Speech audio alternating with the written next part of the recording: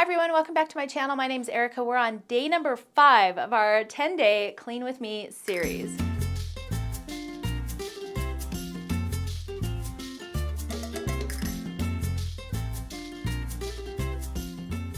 So I thought it would be fun this year to just do a sewing room declutter, refresh, and clean out series. I hope you're all enjoying it. I do have a free PDF link for you. It's right below this video.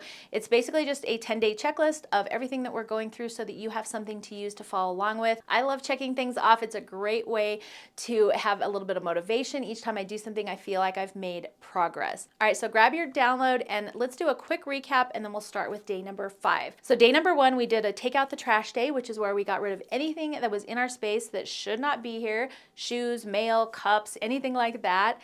And then day number 2, we dove right into our fabric yardage. Day number 3, we tackled fat quarters and pre-cuts, anything in that size range. And then yesterday we did our scrap bins. And those 3 days are probably the heaviest of days to do things. I like tackling the fabric first because that's just usually the most thing that's causing me drama in my sewing space. So just getting all that organized and sorted makes me feel a lot better. So let's go ahead and talk about today. Today we're going to be working on our books, our patterns, and our magazines.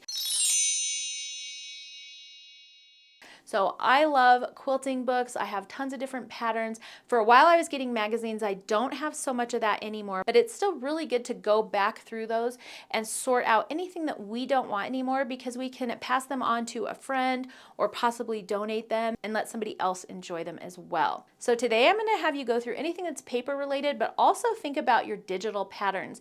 A lot of times now we will buy and download a digital pattern. Now that's not taking up a whole lot of space necessarily for us mentally, but it might be really hard to find those on our computer. So not only are we going to organize the paper patterns, but we're also going to take a quick look at our computer. And I highly suggest maybe making folders for quilt patterns, sewing patterns, whatever. Or you could even make folders for spring patterns, winter patterns, fall patterns, and keep them organized that way. And that way it'll be a lot easier when you're looking for one of those patterns to figure out where to go. So whatever system works best for you on your computer, I'm pointing here because my computer's over there, but whatever system works best for you on your computer, just take a few minutes to go through and just organize those files really quickly.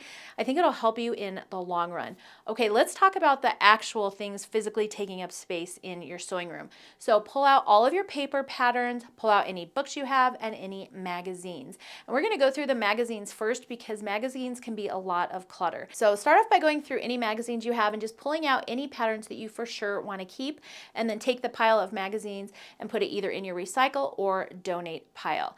Next, we're going to look at our books. Now, books I don't like to pull pages out of. You can if you want to, but I tend to like to keep the books all together.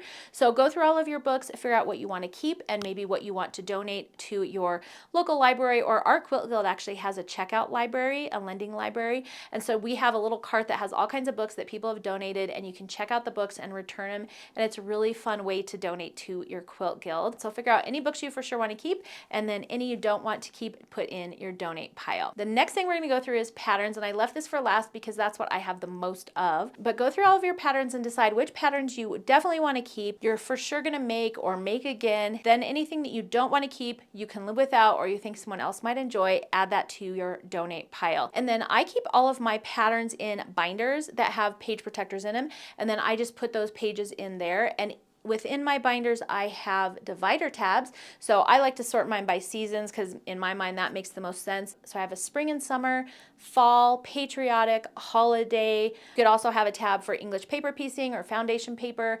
Anything that makes sense for what you have to store that will help make it easier for you to find it going forward. If you don't like the binder idea, the magazine racks that you can buy are also a great way to store your patterns. And I would just keep them, like I said, either alphabetically or seasonal so that it's really easy for you to find. Now let's talk about donations today because there's a lot of options for today's donation pile. So my local Quilt Guild has a lending library. It's on a little trolley and they pull it out each month, and you can check out books from that. You can also donate books to that, and it's a great way to share books that you have with other members of the guild who might be interested.